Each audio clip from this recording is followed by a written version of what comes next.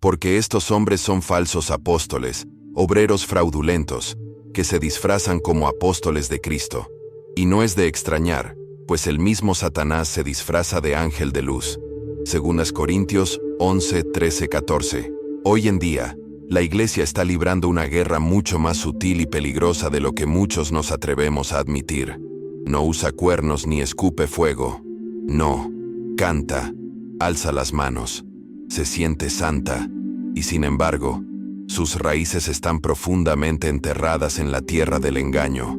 Si crees que esto es solo una canción, no estás prestando atención. Antes de continuar, asegúrate de estar suscrito al canal.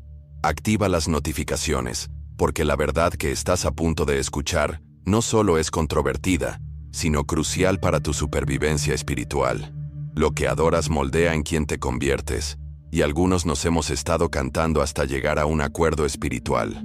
Comienza con una canción, una que recorre iglesias, resuena catedrales y se cuela en las listas de reproducción de millones de personas. Una canción que se siente sagrada, suena pura y conmueve profundamente el alma. Pero, ¿y si esa conmoción no fuera el Espíritu Santo? ¿Y si fuera algo mucho más sutil, mucho más seductor?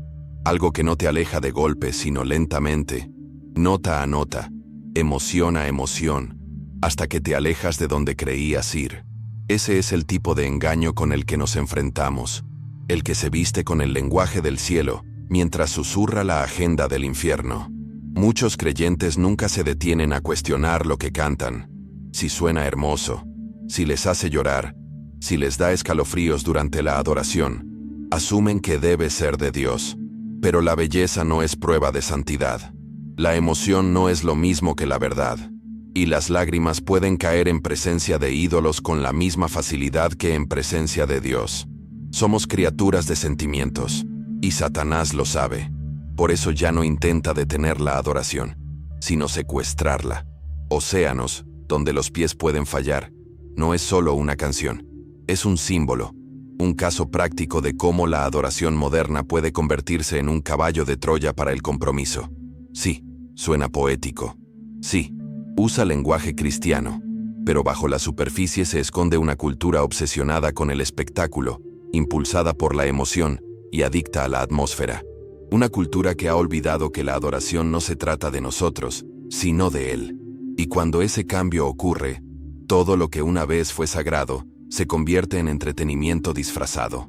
La canción no te llama a la santidad, no te lleva a la cruz, no provoca arrepentimiento ni temor ante la majestad de Dios.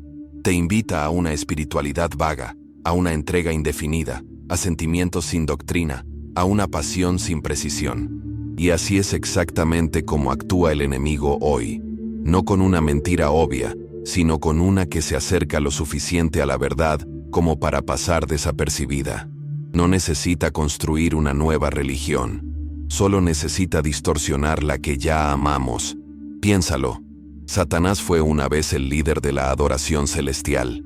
Su caída no se debió a negar la existencia de Dios, sino a desear su trono. Él sabe cómo funciona la adoración, conoce el poder del sonido, de la atmósfera, de la emoción lírica, y lo está usando, no fuera de la iglesia, dentro. Entre las luces, tras el humo, enterrado en los acordes de canciones que no nos atrevemos a cuestionar porque nos parecen correctas. Si no nos detenemos y nos preguntamos a dónde nos lleva nuestra adoración, nos dejaremos llevar por el sonido de nuestro propio engaño. Buscaremos momentos, no la transformación. Cantaremos con pasión mientras vivimos en transigencia, y confundiremos la euforia de un servicio con la presencia de un Dios santo. Eso no es adoración. Eso es teatro, y al diablo no le amenaza un espectáculo. Fuiste creado para algo más que esto. Fuiste creado para la adoración que rompe cadenas, no para entretener a las multitudes, para canciones que llegan al corazón, no para hacer cosquillas a los oídos, para la verdad que cuesta algo, pero nunca llegarás allí si sigues el sonido de la multitud. Debes elegir el camino angosto, incluso en tu música, especialmente en tu música. Se puede oír en el silencio entre las estrofas, la desesperación de una generación que intenta sentir a Dios en lugar de seguirlo. Una generación más familiarizada con las melodías que con las escrituras. Levantan las manos con lágrimas en los ojos. Pero, ¿a qué se rinden? Si el fundamento de una canción es la transigencia, por muy alto que alces la voz, no puede llevarte al trono de Dios. Solo resuena en la sala, impresionando a la multitud, complaciendo a la carne. Pero el cielo no se impresiona con el sonido. El cielo responde a la verdad. Algunos dicen, pero siento a Dios cuando la canto. Y puede que sea cierto por un momento. Pero el sentimiento no es una brújula. Puede ser estimulado por una balada, por un recuerdo, por la iluminación, la reverberación y las teclas en la progresión correcta. La presencia de Dios no es una reacción química. Es santa, es poderosa, convence, purifica, restaura. Y si las canciones que cantamos nos dejan inmutables, entonces quizás nunca estuvimos en su presencia. Quizás solo visitamos un sentimiento y lo llamamos fe. Hillsong, la cuna de Oceans, no es solo una iglesia, se convirtió en una marca, un fenómeno global envuelto en luces y humo. Pero detrás de la música venían los titulares: amoríos, encubrimientos, explotación, pastores que caían mientras la multitud cantaba. Y nunca nos detuvimos a preguntar cómo la fruta podía seguir teniendo buen sabor mientras el árbol se pudría por dentro. Jesús dijo que un árbol enfermo no puede dar buen fruto. Lo ignoramos porque nos gustaba cómo sonaba. No se trata solo de cantar una canción, se trata de confrontar un sistema que entrena a los creyentes a consumir la adoración en lugar de ofrecerla. Un sistema donde la producción importa más que la pureza, donde las listas de éxitos reemplazan la convicción, donde los músicos se convierten en celebridades y el arrepentimiento escasea. Y cuando lo cuestionas, te llaman crítico. Pero Jesús volteó las mesas en los templos y todavía las sigue volteando, porque la adoración nunca fue concebida para ser vendida, transmitida ni empaquetada para tus emociones. ¿Y qué le pasa a una generación alimentada por este sistema? Buscan momentos, no al Mesías. Aprenden a llorar cuando les dan la señal, a conmover a la multitud, a poner la piel de gallina al escuchar el puente de una canción. Pero no aprenden a sufrir bien, no aprenden a morir a sí mismos, no aprenden a soportar en silencio, cuando la música se desvanece y solo queda la obediencia. La iglesia primitiva no necesitaba sistemas de sonido, tenía cicatrices, no necesitaba humo, tenía fuego. Esto no es una condenación, es un llamado de atención, porque Dios en su misericordia sigue hablando, incluso en medio del ruido. Está llamando a su pueblo de vuelta al altar, no al glamoroso en un escenario, al escondido en el corazón, donde nadie mira, donde se ha ido el foco, donde no hay micrófono ni repertorio, solo rendición. Ahí es donde comienza la verdadera adoración, y ahí es donde debe regresar. No fuiste llamado a ser entretenido, fuiste llamado a ser transformado. El sonido del cielo no está en sintonía con tu comodidad, está en sintonía con su santidad. Y cuando te alineas con él, puede que no te haga sentir bien, pero te sanará. Y cuando surge esa clase de adoración, los demonios tiemblan, las cadenas se rompen, el cielo responde, porque ya no se trata de nosotros, se trata de él. Y sin embargo, para muchos, el engaño persiste, no por rebeldía, sino por desinformados, porque nadie les dijo que cuestionaran lo que cantan, porque les enseñaron a asociar la belleza con la unción. Pero el diablo también es hermoso, sabe cómo crear un coro, sabe cómo mezclar la verdad con el veneno justo para burlar la guardia. Así es como trabaja, mediante la sugestión, no la confrontación, mediante la seducción, no la fuerza. Y qué mejor lugar para esconderse que detrás de una canción de alabanza. Por eso el discernimiento no es opcional, es supervivencia. Ya no podemos permitirnos cantar a ciegas.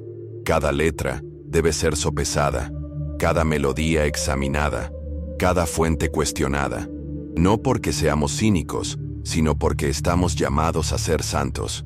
Los primeros cristianos murieron por su adoración. Hoy la consumimos como entretenimiento.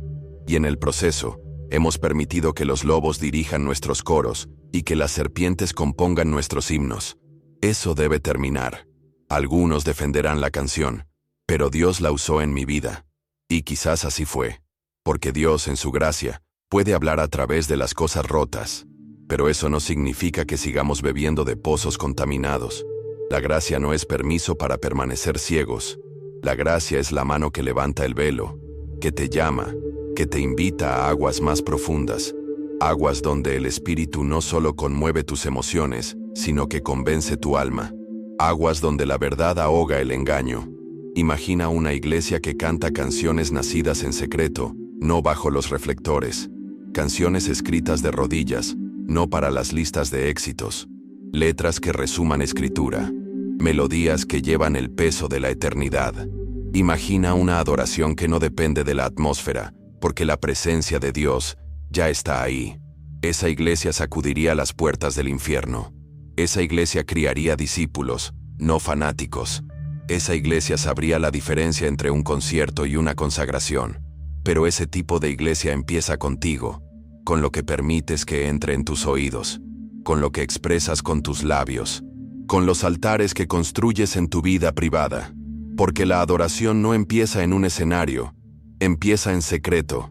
Si solo adoras cuando toca la banda, te han engañado.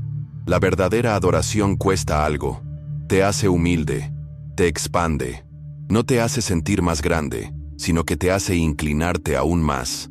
Hay una razón por la que Satanás ataca la adoración, porque conoce su poder. Una vez vivió en su centro. Entiende que lo que cantas se convierte en lo que crees. Y lo que crees moldea tu eternidad. Así que no necesita atacar tu teología directamente. Solo necesita infiltrarse en tu lista de reproducción. Solo necesita plantar algunas mentiras envueltas en melodía. Y si las dejas asentarse, echarán raíces. Y cuando lo hagan, incluso tu pasión puede convertirse en el camino a tu caída. Pero aún hay tiempo para despertar. Aún hay tiempo para purificar el altar. Aún hay tiempo para cambiar los cánticos de confusión por cánticos de verdad. El remanente se levanta. Aquellos que no se dejarán llevar por el ritmo, sino que estarán anclados en la palabra. Aquellos que medirán cada acorde con la cruz. Aquellos que derribarán los ídolos de la actuación y elevarán el sonido del arrepentimiento. Tú puedes ser parte de ese remanente. Pero primero debes elegir emoción u obediencia, popularidad o pureza, ruido o santidad. Lo que elijas adorar moldeará en quien te convertirás. Si algo hemos aprendido hoy, es esto. No toda canción hermosa transmite verdad, ni todo momento emotivo es santo. Dios está llamando a su pueblo a regresar a la pureza, a una adoración que no se basa en la popularidad, sino en su presencia. No te conformes con un eco superficial cuando fuiste creado para una comunión profunda. Suscríbete a este canal y sigue a Jesús con todo tu ser. Que tu voz se eleve con verdad, no solo con volumen. Soy Oliver, y me arde el corazón ver una generación despertar a la verdadera adoración, la verdadera santidad y la verdadera transformación. Hasta la próxima. Manténganse firmes, manténganse alerta, y nunca dejen de buscar a aquel que lo merece todo. No están solos. Forman parte de un remanente, y nos levantamos juntos.